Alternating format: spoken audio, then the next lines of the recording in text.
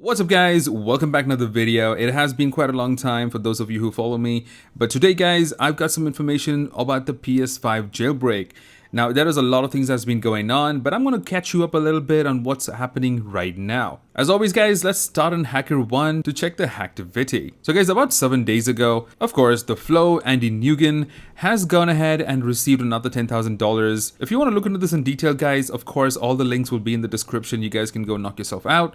But just to go ahead and summarize it down, if you look over here, theFlow strikes again, PS5 confirmed vulnerability to a kernel exploit. So we do have a kernel exploit, which is a new disclosure, but actually not so new either. So guys, if you remember back in 2020, we did have the 7.02 PS4 jailbreak, lots of videos covering it. So guys, the same exploit, the IPv6 socket exploit, which is working in 7.02 in the PS4 back in 2020, also now exists on the PS5.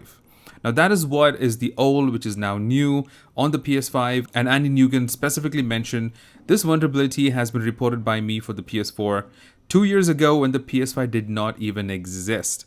Thus, this should be considered as a new report and not a duplicate. So guys, this has been released, disclosed 7 days ago, right over here. So guys, talking about the firmware that it actually supports, we're not really clear yet on which particular firmwares it would support.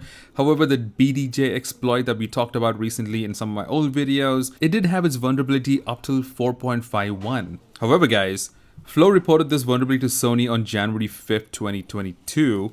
And this firmware 4.50 has been released in December 2021. So that does sound like a good point right there, because the firmware 4.50 came before he even reported it. And then in March, which is after January, is when 4.51 came out. So there might have been patches done in 4.51 and not on 4.50. Of course, 5 is going to ruin everything. So if you're on 5 or above, you're going to have a tough time when anything actually releases out. If you're on 4.50 or below, you're in good luck. So guys, my PS5s are sitting there getting dusted on a firmware 3.xx. I'm going to wait for things to get more solidified before I even try to update to the firmware that's necessary. So that is about the firmware guys, but now let's come back to today's news. So guys, if you look over here, closed about 1 day ago, CTurd did go ahead and close a report. It is an undisclosed report, as you guys can see. But let's talk about this, see what is actually coming up with this one here. So ever since the IPv6 kernel exploit has been out, there are a lot of hackers on the PS5 scene that are working really hard and replicating the vulnerability, making sure it could be something for all of us to use and have an exploit. But guys, Mr. Z, who is Z Null Pointer, I know everyone wants updates. At least 2 more developers have limited kernel access, but there won't be a hen, which is homebrew enabler, for some time. So this will only be useful for the developers. So in other words guys, it's not going to be useful for everyone. It's just going to be useful for the developers for right now. So guys, in other words, it's actually going to be only for developers initially, and then as things go on, it's going to be developed further. That's when you can probably see something for the general crowd. And we also have Spectre commenting about it. He mentioned, just want to temper some expectations. If when the IPv exploit is released, post-exploitation is not as easy as PS4. That is one of the biggest problems in the PS5 because there's so much more details. We'll get to that in just a minute. Homebrew will take a lot of effort. XOM prevents dumping kernels and HV prevents patching hooking kernels. I'll explain what these are in just a minute guys.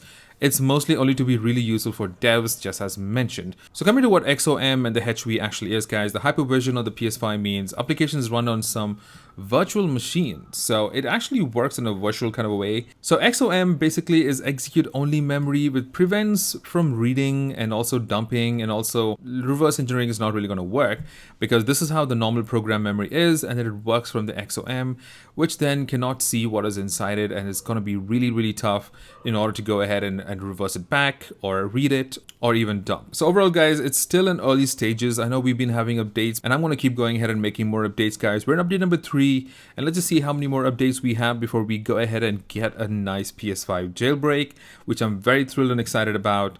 So that's basically it for today's news guys. I hope you're all doing well. There's more PS4 news I'm going to be dropping shortly. For those of you who have PS5s and are using it right now guys, which firmware are you on?